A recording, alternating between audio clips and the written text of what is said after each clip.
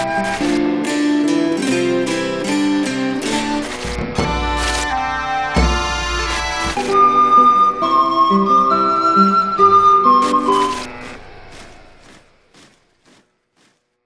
шановныя сябры!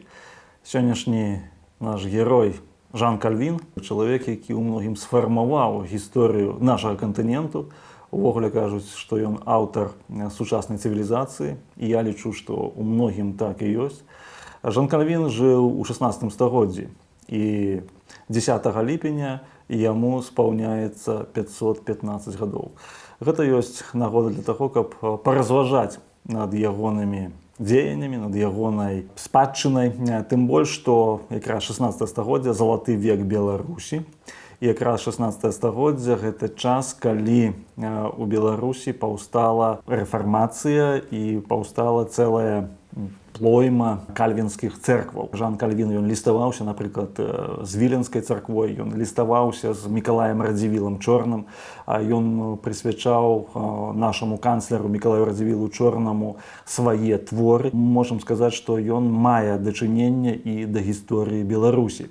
А да пэўных момантаў нашай гісторыі ён мае беспасярэдняе дачыненне і больш за тое ўплыў на нашу гісторыю. Таму Жан Кальвін. Ён нарадзіўся 10 ліпеня 1509 году ў горадзе Найон. Гэта Пікардыя, Францыя. Ён нарадзіўся ў сям'і Жерара Ковена. Ягоную маці звалі Жанна. Сям'я была вельмі пабожнай. Ягоны тата працаваў такім кансультантам, сённяшняй мовай кажучы, пры Наёнскім саборы. Ён з самага пачатку быў чалавекам шчыльна звязаны з царквой. На той момант гэта каталіцкая царква была. І ён імкнуўся для таго, каб сыны, а іх было 4, Жан Кальвін быў другім у сям'і, каб сыны атрымалі таксама тэалагічную адукацыю і пайшлі вось па такой лініі царкоўнага служэння. Гэта было на самом пачатку.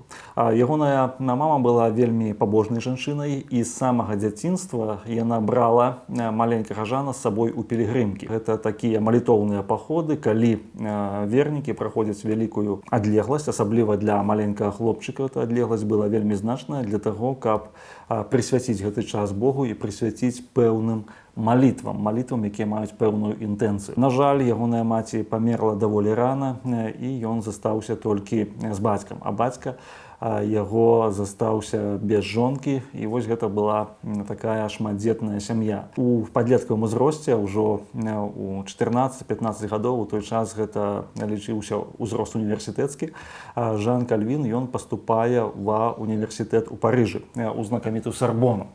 Сарбона, яна вылучалася тым, што гэта быў адзін з найлепшых універсітэтаў свету тагачаснага. У многім ён захоўвае пазіцыі і да цяперашняга часу. І там ён вывучаў тэалогію, ён вывучаў багаслоўскія навукі, і вось каледж, які зваўся Далямаш, ён вызначаўся такім вельмі строгім раскладам дня. Заняткі пачыналіся на 5 гадзіне пачыналіся і заканчваліся позна ўвечары. Пазней ён успамінаў, што менавіта такі строгі рэгламент ён спрычыніўся да ягоных хваробаў, якія праявіліся ўжо ў сталым узросце. Чаму? Таму што была вельмі скупая ежа, у іх былі такія твёрдыя ложкі, мулка было спаць, часам не высыпаліся, часам нічога не ішло ў галаву, як ён пісаў, што было складана даволі навучацца, аднак гэта была таксама і школа жыцця. Ён быў ужо адарваны ад сям'і, ён выжываў і навучаўся самастойнасці. У нейкім сэнсе гэта была таксама школа, якая дала яму запас жыццёвых сілаў, у тым сэнсе, што ён навучыўся быць дысцыплінаваным. І ўжо пазней ён пісаў, што самае галоўнае ў жыцці гэта здольнасць арганізаваць свой час. Вось гэта дысцыплінаванасць была з ім на працягу ўсяго ягонае жыцця. І таксама вось з каледжу ён ужо пачынаў вучыцца пісаць, працаваць пяром. За сваё жыццё ён напісаў вельмі шмат розных твораў. Гэта быў адзін з самых пладавітых пісьменнікаў за усю гісторыю чалавецтва. Ну, калі мы кажам пісьменнік, як чалавек, які піша творы, хоць ён, безумоўна, пісаў у сваёй абсалютнай большасці тэалагічныя творы. Ён быў тэолагам, які паўплываў на жыццё ўсяго заходняга свету. Не проста паўплываў, ён працягвае ўплываць, у прынцыпе, ягоныя інстытуцыі ці настаўленні хрысціянскай веры да гэтага часу не згубілі сваю актуальнасць. На каледжы ён вельмі моцна трэніраваў сваю памяць. Вось тое, чым ён вызначаўся, гэта здольнасцю запамінаць вялікія кавалкі тэксту і ведаць, адкуль дакладна яны ўзятыя, з якой кнігі, з якога выдання, на якой старонцы. І таму, калі пазней ён пісаў свае ўласныя творы, ён часам цытаваў проста па памяці. Напрыклад, мог узяць там святога Аўгустына, ён канкрэтна не ведаў, якая праца, які твор, якое выданне, які том, на якой старонцы, і мог гэту цытату, даволі дакладна яе працытаваць. І плюс калеж даў лаціну, канешне. Лаціна — гэта вельмі важны сродак не толькі камунікацыі, гэта мова навукі. Ягоны выкладчык лаціны, ён быў чалавекам вельмі дасведчаны, вельмі адукаваным, і таму творы Жана Кальвіна, яны вызначаюцца высокім штылем, як казалі у старадаўняй Беларусі. Вось гэты стыль ягоных твораў, ён прымушае не толькі так удумвацца ў сэнс, але і захапляцца спосабам выкладання. Ён быў вельмі добрым лексікографам. У яго была вельмі багатая лацінская лексіка. І гэта дазволіла распаўсюджваць ягоныя творы па ўсёй заходняй, ці, як тады казалі, лацінскай Еўропе. То бок, мова навукі ва ўсіх універсітэтах гэта была выключна лаціна. Нават наш Францыск Скарына, ён вучыўся, безумоўна, на лаціне. На лаціне ён пісаў сваю дысертацыю і абараняў свае творы таксама на лаціне. Вось наш першы друкар, перакладчык Бібліі на беларускую мову. Таму, канешне, вось творы Жана Кальвіна, якія выходзілі на лацінскай мове, яны былі вельмі даступныя навуковай грамадскасці заходняй Еўропы, да якой належала і Вялікае княства Літоўскае. Праз нейкі час ён пакідае вось гэты каледж. Я забыўся яшчэ адну рэч згадаць, што ён атрымаў крэдыт на адукацыю, крэдыт на навучанне ў Сарбоне ад той царквы, дзе працаваў ягоны тата. Але праз нейкі момант ягоны тата так пасварыўся з кіраўніцтвам царквы, і гэты крэдыт у яго забралі, ён перайшоў у Арлеан і Бурже. Фактычна ён навучаўся паралельна ў двух універсітэтах. Як ён гэта спалучаў, мне складана ўявіць, але відавочна, што ён цягнуў вельмі шмат вось гэтай адукацыі. Ягоны тата перадумаў, каб ён быў святаром, і накіраваў яго на юрыдычны факультэт. І вось, вывучаючы юрыспрудэнцыю, Жан Кальвін зрабіўся чалавекам, які вельмі добра разбіраўся ў законах. Увогуле, права, закон, права, свядомасць, права, прымяняльная практыка і гэтак далей яму спатрэбілася для таго, каб пазней арганізаваць жыццё Жэневы. Таму што ён быў вось жэнеўскім прапаведнікам, які вельмі моцна быў заангажаваны не толькі ў царкоўнае жыццё, але і ў жыццё грамадскае вось гэтага швайцарскага гораду. Падчас навучання ён пазнаёміўся з рэфармацыяй. Якраз у той момант разгортвалася рэфармацыя, і Францыя была адной з тых краінаў, куды ўжо пранікала вучэнне Марціна Лютера. І больш за тое, у Арлеане ўжо былі кнігі Марціна Лютера, якія завозіліся кантрабандна, але былі гурткі студэнтаў, якія чыталі гэтыя кнігі. І вось Жан Кальвін належаў да аднаго з такіх гурткоў, якія чыталі творы Марціна Лютера. У гэты час ён так ці інакш робіцца прыхільнікам рэфармацыі, рэфармацыйнага вучэння. Пазней ён вяртаецца ў Сарбону, ён знаёміцца з рэктарам універсітэту, якога звалі Нікаля Коп. І вось гэта Нікаля Коп, ён таксама быў прыхільнікам вучэння Марціна Лютера, і яны арганізоўваюць у 1532 годзе такую лекцыю, якую сказаў рэктар універсітэту перад усімі студэнтамі, лекцыю ў абарону рэфармацыі. Ён сказаў, што ў прынцыпе нічога кепскага ў вучэнні Марціна Лютера няма, наадварот, а вучэнне Марціна Лютера яно грунтуецца на Бібліі. І вось гэта прывязанасць да Бібліі і здольнасць апеляваць у кожным спрэчным пытанні да святога пісання, яно будзе вызначаць Жана Кальвіна і у далейшы перыяд. Чаму Жана Кальвіна? Таму што лічыцца, што ён быў адным з суаўтараў гэтай проповедзі. Ёсць нават спіс гэтай проповедзі, які быў перапісаны рукой Жана Кальвіна. Таму верагодна, што Нікаля Коп і Жан Кальвін яны арганізоўвалі вось гэтую пропаведь, лекцыю, выступлення рэктара перад студэнтамі разам. Аднак на той момант была і сур'ёзная такая апазіцыя, скажем так, вучэнню Марціна Лютера. Афіцыйна Францыя была каталіцкай краінай. І, безумоўна, што страціў сваю пасаду рэктара Нікаля Коп і Жан Кальвін, яны вымушаны былі уцякаць на поўдзень Францыі. На поўдні Францыі, хоць і не было тады яшчэ ніводнай пратэстанцкай царквы французскай, але там ужо былі групы вернікаў, якія самастойна збіраліся для чытання Бібліі. З'яўляліся ўжо біблійныя пераклады, з'яўляліся групы вернікаў, якім патрэбна было аформіць сваю канфесійную ідэнтычнасць. І вось Жан Кальвін, ён жыве на поўдні Францыі, арганізоўвае групу вернікаў. Ён ужо праз 2 гады 1534 годзе афіцыйна пакідае каталіцкую царкву і становіцца пратэстантам. Дарэчы, вось момант свайго навяртання, якім чынам ён гэта вырашыў, ён нідзе не пісаў, хоць ён напісаў мноства сведчанняў са свайго жыцця, але гэта не пісаў. Відавочна, што таксама ён не быў прыхільнікам канфлікту цэркваў ці канфлікту канфесіяў.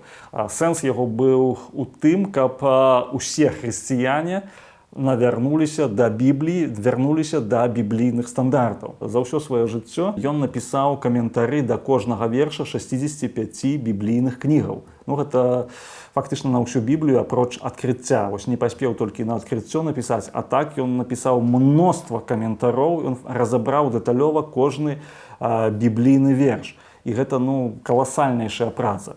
І калі кажуць пра Жана Кальвіна, што ён стварыў тэалагічную дактрыну, што ён прыдумаў там вучэнне пра прэдэстынацыю, пра прадвызначэнне, што ён быў аўтарам вучэння пра капіталізм і так далей, то тут, канешне, у нашым уяўленні можа скласціся такі вобраз, што ён дзесьці там сядзіць у кабінеце і думае, вось зараз я ствару вучэнне, вось зараз я буду аўтарам вядомай тэалагічнай дактрыны, але нічога падобнага не было. Усе ягоныя дактрыны, усе ягоныя ідэі, яны вынікалі менавіта з Бібліі, абапіраліся на Біблію. Ён даследаваў сапраўды кожны біблійны верш, і ён прапаведаваў у сваёй царкве жэнеўскай менавіта сістэмна. Ён пачаў разбіраць дзеі апосталаў у 1549 годзе, а скончыў у 1554 годзе. Гэта не такая вялікая біблійная кніга, але ён прысвяціў пропаведзі ў царкве 5 гадоў, каб разабраць усю гэту кнігу верш за вершам. І ён казаў, што сапраўды святое пісанне, Біблію трэба разумець і чытаць у цэласці. Самая вялікая праблема, што часамі людзі проста вырываюць з кантэкста. Нават цэрквы вырываюць з кантэкста нейкія фрагменты ці нават супрацьпастаўляюць нейкія фрагменты і на аснове гэтага робяць далёкасяжныя высновы, што так рабіць нельга, што Біблія яна заўсёды тлумачыць і сама сябе. І вось менавіта з гэтых каментароў, з глыбіннага вывучэння Бібліі і вынікаюць тыя высновы, да якіх прыйшоў Жан Кальвін на працягу свайго жыцця, і якія, ў прынцыпе, сфармавалі аблічча пратэстанцкай царквы. Як тады, ў 16 стагоддзі, так паўплывалі і на сучаснае аблічча пратэстанцкай царквы ва ўсім свеце. І не толькі пратэстанцкай царквы, а ўвогуле ўсяго грамадства, можам сказаць, і заходняга грамадства, і ўсходняга, таму што некаторы час, напрыклад, прыхільнікам кальвінізму быў Кірыл Лукарыс, гэта канстантынопольскі патрыярх, які захапляўся вучэннем Жана Кальвіна. Можам сказаць, канешне, пра велізарны ўплыў вось яго як тэолага. Але што было далей? 1534 год у Парыжы з'яўляецца група прыхільнікаў рэфармацыі, якія арганізоўваюць такую акцыю. Яны друкуюць плакаты, вялікія плакаты, і развешваюць іх па ўсім горадзе. Сутнасць плакатаў у крытыцы каталіцкага набажэнства. Кажуць, што вось каталікі памыляюцца ў тым, што прывяло, канешне, да ганенняў на пратэстантаў. І кароль Францыск I, ён фактычна забараняе пратэстантызм у Францыі. Жан Кальвін у гэтым не ўдзельнічаў, ён не быў прыхільнікам нават вось такой акцыі, але ён, таксама як усе іншыя пратэстанты, яны павінны былі уцякаць з сваёй роднай краіны. І вось тады ён вырашае паехаць у Швейцарыю. Спачатку ён быў у Базелі. У Базелі ён сустрэўся з знакамітым пастарам цюрыхскай царквы Генрыхам Булінгерам. Вось Генрых Булінгер, ён быў чалавекам, які шчыльна звязаны з Беларусю. Рэч у тым, што ёсць ліставанне Сымона Буднага і Генрыха Булінгера, у якім яны абмяркоўвалі вельмі важныя тэалагічныя пытанні. Вось такім чынам, апасаюцца апасродкавана. Вось Сымон Будны, Булінгер і Жан Кальвін, яны былі вось у такой тэалагічнай дыскусіі. Гэта падкрэслівае, што улучэнне і Беларусі у агульнаеўрапейскія рэфармацыйныя працэсы. Ён таксама пазнаёміўся з некаторымі іншымі пастарамі. У Швейцарыі на той момант ішла барацьба паміж прыхільнікамі рэфармацыі і прыхільнікамі контррэфармацыі, то бок паміж прыхільнікамі новага і прыхільнікамі старога. Сутнасць рэфармацыі яна была ў тым, што царква, дзяржава, грамадства павінны вярнуцца да біблійных стандартаў. Толькі Біблія ёсць адзіным абсалютным арбітрам адносінаў паміж людзьмі, адносінаў паміж дзяржавамі, адносінаў унутры сям'і і гэтак далей. Біблія ёсць аснова ўсяго. І нельга нічога ставіць на адзін узровень са святым пісаннем. І вось, у прынцыпе, за гэта ішла барацьба. І былі прыхільнікі гэта, і былі праціўнікі гэтага. Пытанне Бібліі, яно стала на адным шэрагу з пытанняў, а колькі людзей увогуле чытала Біблію? Колькі людзей знаёмыя з тэкстам біблійным? Каб была маса людзей знаёмая з біблійным тэкстам, трэба пераклады, трэба шырокі друк, і трэба проста фінансавая магчымасць, каб чалавек мог набыць сабе Біблію і мець яе у сябе. Напрыклад, вось, нават студэнты універсітэта і даволі такія заможныя, таму што Кальвін ён не быў з беднай сям'і, ён быў з даволі такой заможнай, перспектыўнай сям'і, хоць, канешне, не быў там ён арыстакратам, магнатам там, ці якім вялікім прадпрымальнікам. Але яго былі фінансы. Але чаму ён запамінаў цэлыя ўрыўкі з кнігаў? Таму што ён ведаў, што ў яго не будзе магчымасці мець вялізную бібліятэку. У свае студэнцкія гады ён проста запамінаў канкрэтна, на якой старонцы што напісана, проста таму, што было мала кнігаў. І калі рэфарматары казалі, што Біблія павінна быць адзіным арбітрам, то павінна быць такая сітуацыя, пры якой кожны чалавек ён мае Біблію асабіста, ці прынамсі мае магчымасць гэту Біблію чытаць і сістэматычна вывучаць. І вось гэтую задачу яны ставілі перад сабою. Такім чынам, вяртаючыся да Швейцарыі, там ішла барацьба. І часам некаторыя гарады прымалі рэфармацыю, некаторыя гарады адкідалі рэфармацыю. Жан Кальвін, ён пабыў у Швейцарыі, пасля ён выехаў са Швейцарыі і зноў прыехаў у Швейцарыю. І вось калі у другім ягоным прыездзе, гэта быў 1536 год, ён сустрэўся ў гатэлі, ён кажа, што выпадкова апынуўся ў Жэневе, сустрэўся з жэнеўскім пастарам Гійомам Фарэлем. Гійом Фарэль ужо доўгі час быў пастарам у жэнеўскай царкве, ён быў француз паводле паходжання. Таксама казалі, што ён чалавек вельмі імпульсіўны, ён быў чалавекам, які проста гарэў для Господа, але разам з тым яму не хапала такой сістэмнасці. От ён шукаў сабе такога паплечніка, які меў бы сістэмнае мысленне. Ён звярнуў сваю ўвагу на Жана Кальвіна. Ён адразу узрадаваўся, усцешыўся, што сам Бог пасылае яму Кальвіна, каб ён застаўся сюды вось і каб разам весці пастырскае служэнне ў Жэневе. На той момант ужо гарадская рада Жэневы, яна прыняла рашэнне, што Жэнева пераходзіць на бок рэфармацыі, і гэта месца становіцца пратэстанцкім горадам. Жан Кальвін адразу пачаў аднеквацца. Ён казаў: я не бачу сябе пастарам, я не бачу сябе царкоўным служыцелем, я бачу сябе навукоўцам, мне трэба скончыць кнігі, мне трэба займацца вось працамі старажытных тэолагаў, мне трэба вывучыць усе вось бібліятэкі. Фарэль, ён сказаў, што калі ты адмовішся, цябе чакае лёс Ёны. Ёны прарока, якога там рыбіна праглынула, і ўсё адно ён пайшоў у Нініву і там прапаведаваў. І больш за тое, апошні аргумент Фарэля быў у тым, што калі Жан Кальвін адмовіцца, то яго чакае пекла. І пазней Кальвін пісаў у адным са сваіх лістоў да свайго сябра, кажа: вось гэта мяне найбольш спалохала і пераканала. Я сапраўды баяўся патрапіць у пекла праз тое, што я не выканую волю Божую. І ён застаецца ў Жэневе, ён застаецца пастарам. І вось быў такі перыяд, вось там было 4 пастары ў гэтай царкве, якія адначасова неслі служэнне. Яны ў 1538 годзе атрымалі загад ад гарадской рады дапусціць усіх да ламання хлеба, да святога прычасця. У чым была праблема? Рэч у тым, што Жан Кальвін і Гійом Фарэль, яны стаялі на тым, што калі чалавек не вызнаў свае грахі, а жыве грахоўным жыццём, Ён жыве ў блудзе, ён жыве крадучы маёмасць, і лжэсведчыць, і гэтак далей. Ён без пакаяння не можа быць дапушчаны да святога прычасця. У ранейшыя часы такога не было. Гэта ўвогуле было нейкім такім нечуваным. Як гэта чалавек прыйшоў у царкву, і ўжо сам гэты факт павінен быць вызначальным для таго, каб, конечно, ён быў дапушчаны. Паўстала дылема перад царквой, што рабіць. Свецкая ўлада загадала дапусціць усіх. У той момант было вельмі такое блізкія суадносіны. Член царквы і грамадзянін Жэневы гэта фактычна была тоеснасць. Гарадская рада, якая таксама складалася з членаў царквы, яна мела ўладу і пазбавіць пастароў пастарскіх пасадаў. Але стаяла пытанне, што важней, каго слухацца, Бога ці чалавека. І вось усе 4 пастары выбіраюць такое рашэнне, што не будуць слухацца рашэння гарадской рады. Гарадская рада прымае рашэнне іх пазбавіць пастарскіх пасадаў і больш за тое выселіць з Жэневы. І гэта, канешне, вельмі моцна так ударыла па веры Кальвіна ўвогуле ў хрысціянскае адраджэнне, ўвогуле на тое, ці магчыма ўвогуле жыць хрысціянскім жыццём. Ён быў проста такі збянтэжаны, ён быў у дэпрэсіі, сённяшняй мовай кажучы. Тым больш, што перад гэтым ягоная зорка ўзышла вельмі высока. Напрыклад, вось Гійом Фарэль яго ўзяў на адзін дыспут, які быў у Цюрыху, дыспут паміж каталіцкім багасловам і пратэстанцкім багасловам. Пратэстанцкі багасловаў прадстаўляў сам Фарэль. І вось Жан Кальвін, ён пайшоў разам з ім, пайшоў як памочнік. І падчас гэтага дыспуту ён проста сядзеў і назіраў за гэтым дыспутам, а такія дыспуты яны праходзілі там 2, 3, 4 дні, гэта былі дыспуты.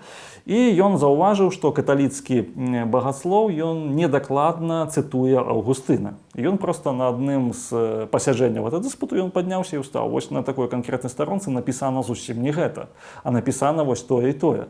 І Жан Кальвін тады стаў вельмі заўважным. Яго пачалі заўважаць, і ён быў такім даволі ўплывовым чалавекам. І тут раптам яго проста пазбаўляюць пасады, пазбаўляюць месца жыхарства і фактычна выганяюць са Швейцарыі.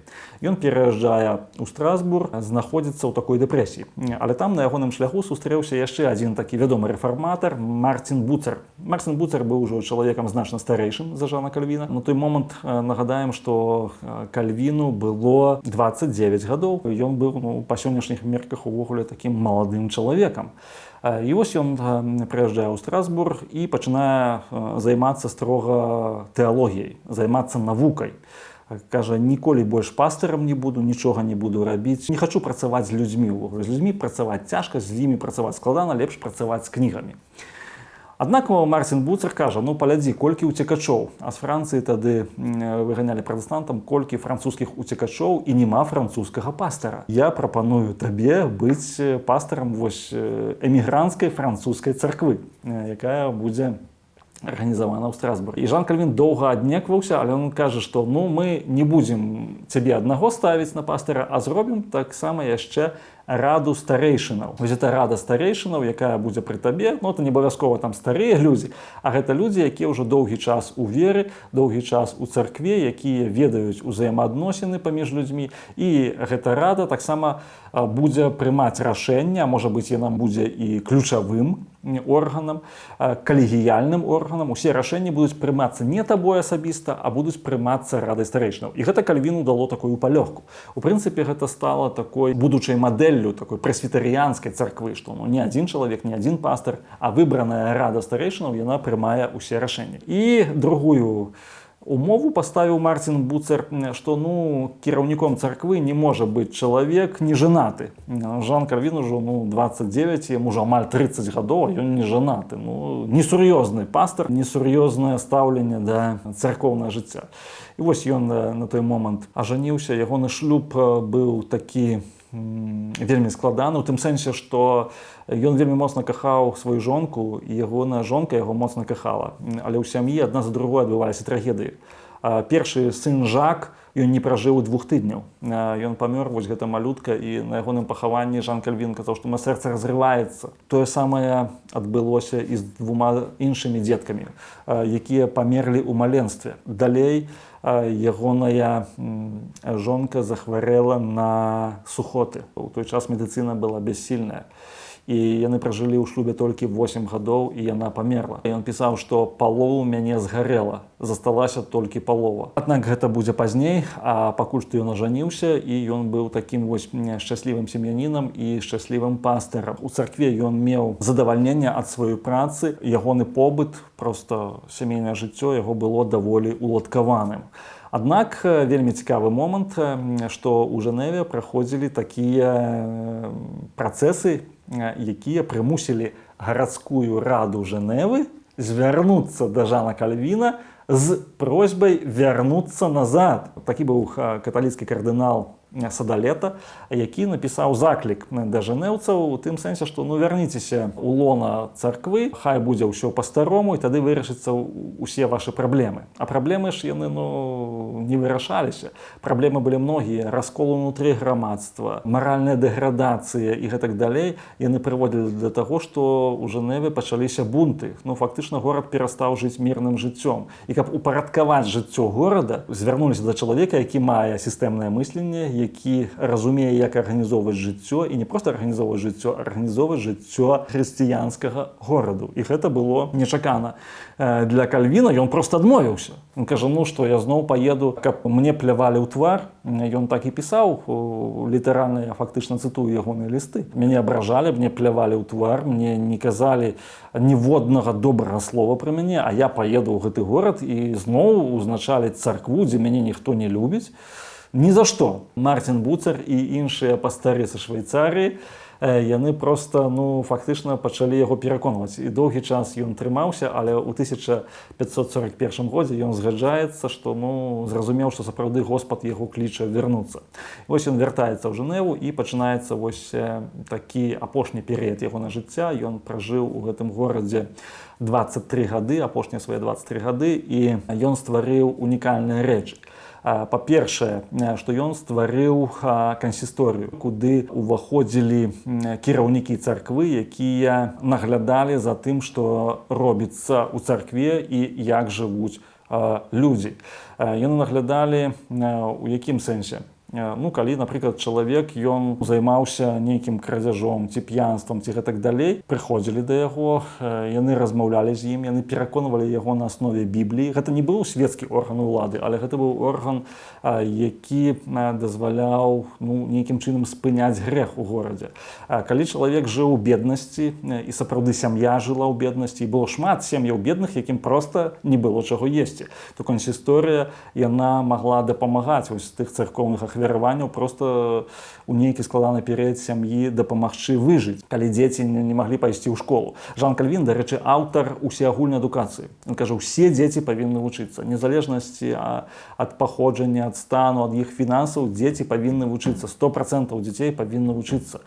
Таму што як яны будуць чытаць Біблію, як яны могуць стаць хрысціянамі? Вось гэты аўтар такой публічнай адукацыі. Гэта ўсім займалася кансісторыя. Ён таксама ўваходзіў у гарадскую раду і прымаў рашэнні на ўзроўні гораду. Ён быў чалавекам, які выпрацаваў цэлую такую сістэму тэалогіі. У тым сэнсе, што кожны хрысціянін, ён, сутыкаючыся з біблійным тэкстам, не адразу яго разумее, таму патрэбны падручнікі. Ён стварыў вось гэтыя настаўленні ў хрысціянскай веры. Вытлумачваў, што значыць кожны біблійны верш, кожны біблійны сюжэт, кожнае пасланне біблійнае, каб людзі маглі карыстацца Бібліяй, каб Біблія не ляжала проста мёртвым грузам, а каб Біблія чыталася, каб Біблія ўваходзіла ў жыццё. Ён казаў, што сапраўды патрэбна мець праведную сістэму кіравання. Усе кіраўнічыя пасады павінны быць выбарнымі. І ён быў прыхільнікам таго, што выбары ў царкве, выбары ў горадзе, горад, дзяржава. Але таксама ён не абсалютызаваў уладу большасці. Ён казаў, што большасць абсалютна можа памыляцца. І нават калі адзін чалавек з Бібліяй у руцэ, ён крытыкуе ўсю большасць, то гэты чалавек, ён мае рацыю, а большасць не мае рацыю. Таму што Біблія ёсць адзіны арбітр. І вось гэта сістэма такая, якая была закладзена Жаном Кальвінам, яна дазваляе пазбегнуць розных такіх нюансаў у плане перакосаў ці ў адзін ці ў другі бок. Плюс, конечно, ён быў чалавекам вельмі такіх кансерватыўных поглядаў. Ён казаў, што патрэбна ўсялякія забаўляльныя установы забараніць, там тэатры, танцы і гэтак далей.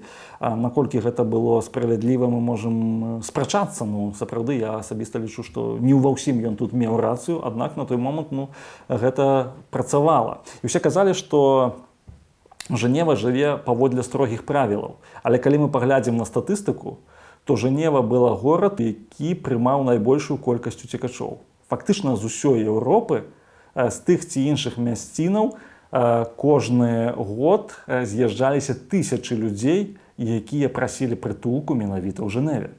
Нагадаю, што вось Жану Кальвіну яму ставяць у віну спалення Мігеля Сервета. Гэта гішпанскі такі мысляр, які напісаў трактат супраць Святой Троіцы, што не існуе Святой Троіцы, ён і іншыя такія вучэнні прапаведаваў, якія не адпавядалі Бібліі.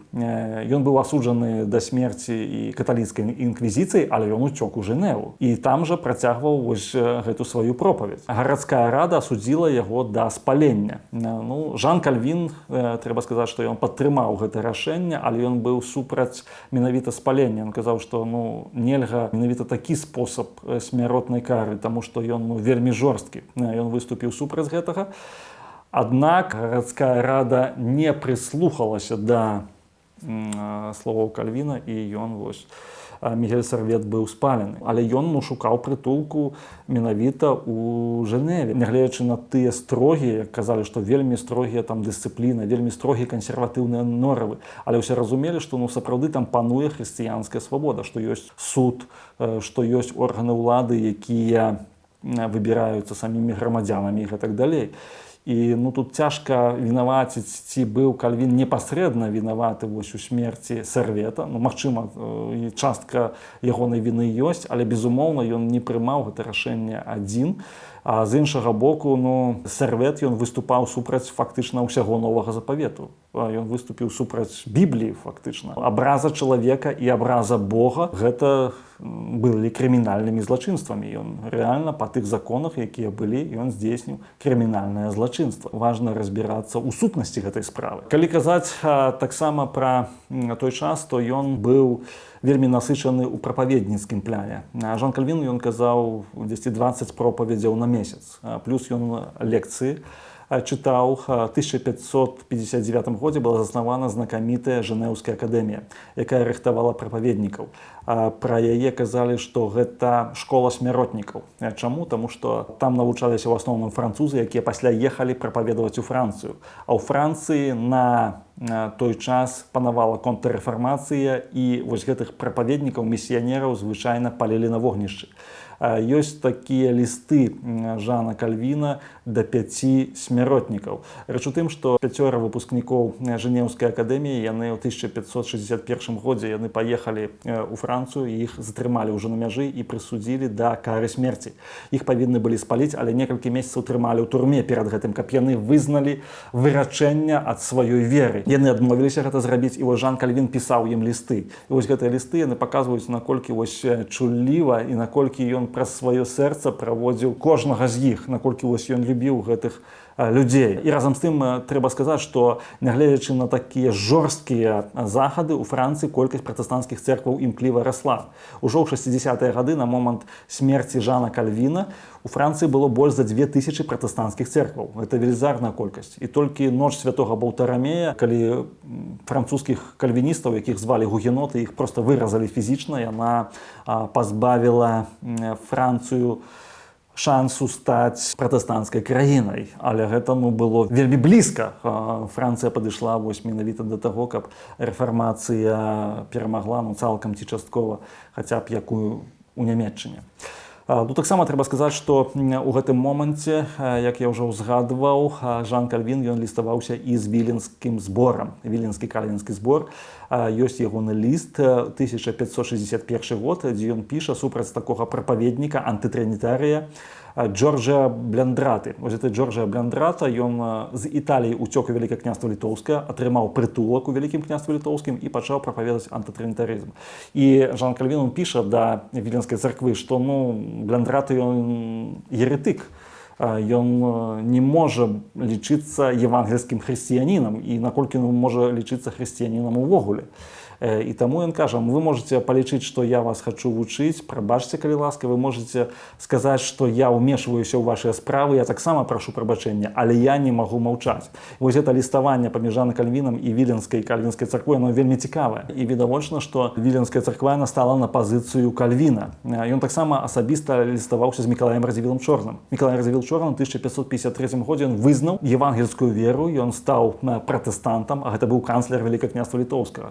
І Жан Кальвін піша яму, што для мяне гэта вельмі вялікі гонар, і я, можа быць, сапраўды гляджу знізу ўверх на вас, таму што вы кіраўнік фактычна дзяржавы, вы князь, вы канцлер, у вас ёсць усе сродкі, але я веру, што рука Божая дзейнічае праз вас, каб вы ажыццявілі волю Бога ў вашай зямлі. І вось гэта ліст 1555 года, дарэчы, вельмі важны ліст, які паказвае, што Жан Кальвін ён клапаціўся пра прыхільнікаў рэфармацыі ва ўсёй Еўропе, у тым ліку і ў Беларусі. У гэты момант адно за другім выходзяць выданні яго настаўлення ў хрысціянскай веры. Адзін з каментароў, каментар да паслання да рымлянаў, ён прысвячае менавіта рэфармацыю ў Вялікім княстве Літоўскім і асабіста канцлеру Мікалаю Радзівілу Чорнаму. Ён не быў чалавекам моцнага здароўя. Трэба сказаць, што, напрыклад, ён харчаваўся толькі адзін раз на дзень.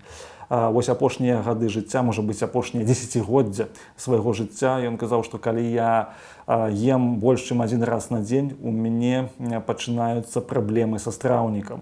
У яго былі страшэнныя болі ў нырках. Кажа, асабліва мяне мучаюць камяні ў нырках і камяні ў жоўцевым пузыры. У яго была вялікая праблема з нагамі. І апошнія гады, некалькі гадоў, ён ужо не мог сам хадзіць у царкву, каб прапаведаваць, яго насілі на насілках. І ён ледзьве ўзыходзіў на катедру. На катедры, як пісалі сучаснікі, ён проста ператвараўся ў такога прарока сапраўднага. Ён чытаў тэкст на іўрыце спачатку, калі гэта са старога запавету, пасля перакладаў, гэта па-французску, а пасля чытаў з новага запавета па-грэцку, зноў жа сам перакладаў. Ён ніколі не карыстаўся канспектамі, казалі, таму што прапаведнік павінен глядзець у вочы сваім слухачам. Прапаведаваў вельмі сістэмна і казаў, што сапраўды Біблія ёсць адзіная аснова жыцця. Як толькі чалавек і грамадства адступае ад Бібліі, заўсёды будуць праблемы, будуць беды, будзе гора, будзе няшчасце.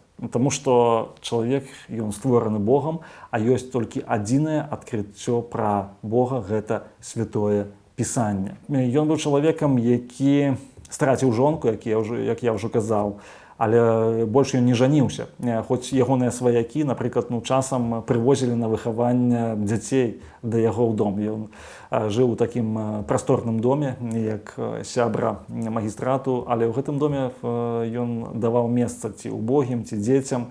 Часам было там шмат дзятвы.